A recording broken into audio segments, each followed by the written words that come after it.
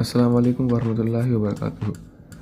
నేను రోజు ఖురాన్లోని 2వ సూరా అల్-బకరా నుంచి 61-66 ఆయతను చదవబోతున్నాను. రబ్బి షర్లి సద్రి వయస్సర్లి అమరి వహదుల్ ఉక్దతం మిన్ లిసాని యఫ్కహు కౌలి.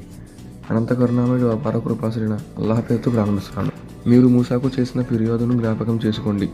మీరు ఒకే రకమైన భోజనాన్ని మేము బాధించలేకపోతున్నామని అన్నారు. మరియు భూమిలో ఉత్పత్తి అయ్యే కూరగాయలు, ఆకుకూరలు, వెల్లుల్లి, ఉల్లిపాయలను మా కొరకు పండించు అని నీ ప్రభువుకు ప్రార్థించు అని అన్నాము. మూసా ఇలా అడిగాడు, శ్రేష్టమైన దానిని బదులుగా నీచమైన దానిని కోరుకుంటున్నారా? సరే, మంచిదే. ఏదో ఒక పట్టణానికి మీరందరూ తరలిపోండి. అక్కడ మీరు కోరినంత వారు దుర్మార్గులైపోతారు. ఇంకా వారు అల్లాహ్ ఆగ్రహానికి అర్హులైపోతారు. అదంతా వారు అల్లాహ్ అవతారాలకు చెందడానికి ప్రతిఫలంగా మరియు అన్యాయంగా చంపిన దానికి ప్రతిఫలం మరియు అల్లాహ్ పట్ల అవిధేయత చూపడానికి హద్దులను మాటిమాటికి అతిక్రమించడానికే వ్యవసాయం.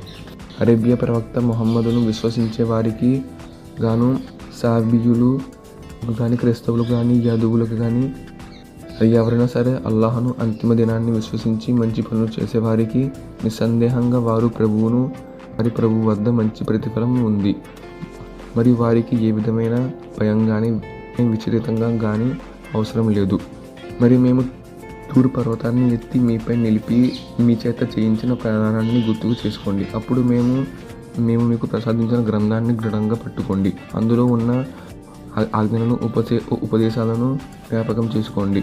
దాని ద్వారానే మీరు భయభక్తులకు బాటలో నడుపుగలరు అని బోధించండి.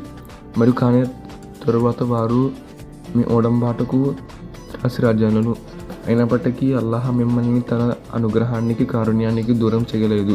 లేకపోతే మీరు ఎప్పుడైనా విశ్వాసానికి గురి అయ్యి ఉంటారు. సబూత్ సారాంశం ఉల్లంఘించిన మీ వారి గదా మీకు బాగా తెలుసు.